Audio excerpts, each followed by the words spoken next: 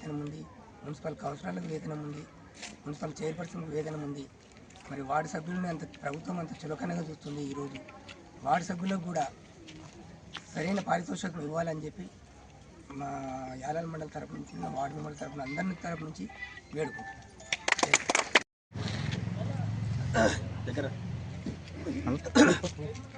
మిత్రులారా, ఈరోజు మన యాలాల మండల కేంద్రంలో ఏదైతే వార్డు మెంబర్ల శిక్షణ తరగతికి సంబంధించిన విచ్చేసినటువంటి యాలాల మండల గౌరవ వార్డు మెంబర్లకు అందరికీ, ముఖ్యంగా నూతనంగా ఎన్నుకోబడిన వార్డు మెంబర్లందరికీ శుభాకాంక్షలు తెలియజేస్తూ, ఈరోజు రాష్ట్ర వ్యాప్తంగానే భారత రాజ్యం కల్పించినటువంటి హక్కు పరంగా ఓటు హక్కు పరంగా ప్రతి గ్రామంలో మినిమం 250-300 ఓట్లతోటి గెలిచిన వార్డు మెంబర్లకు అందరికీ ప్రభుత్వం, రాష్ట్ర ప్రభుత్వం కానీ కేంద్ర ప్రభుత్వం కానీ వెంటనే పారితోషికం ఇవ్వాలని.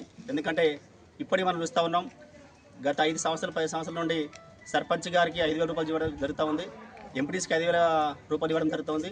అదేవిధంగా కౌన్సిలర్కి కానీ, మున్సిపల్ చైర్మన్ కానీ, మున్సిపల్ వైస్ చైర్మన్ కానీ, అదేవిధంగా జడ్పీ చైర్పర్సన్ కానీ, ఈ రకంగా అందరికీ, అదేవిధంగా ఎమ్మెల్యే గారు కూడా ప్రతి ఎమ్మెల్యేకు 2 లక్షల రూపాయల జీతం గవర్నమెంట్ ఇస్తూ ఉంది. అదేవిధంగా ఏదైతే సర్పంచ్ ఏదైతే ప్రత్యక్షంగా ఎన్నిక కాబడ్డాడో, వార్డు మెంబర్లు కూడా ప్రతి వార్డులో ప్రతి ఓటర్ యొక్క ఓటకుతోటి గెలిచినటువంటి వార్డు మెంబర్లు అందరికీ కూడా తక్షణ ప్రభుత్వం నెలకు 5,000 రూపాయల చొప్పున ఇవ్వాలని ప్రభుత్వం డిమాండ్ చేస్తూ ఉన్నాం.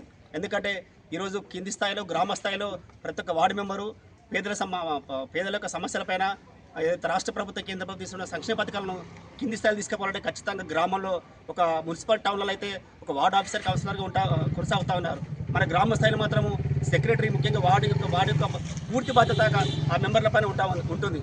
కాబట్టి కేంద్ర రాష్ట్ర ప్రభుత్వాలు వెంటనే స్పందించి తక్షణం వార్డు మెంబర్ల యొక్క సమస్యలు పరిష్కరించాలి.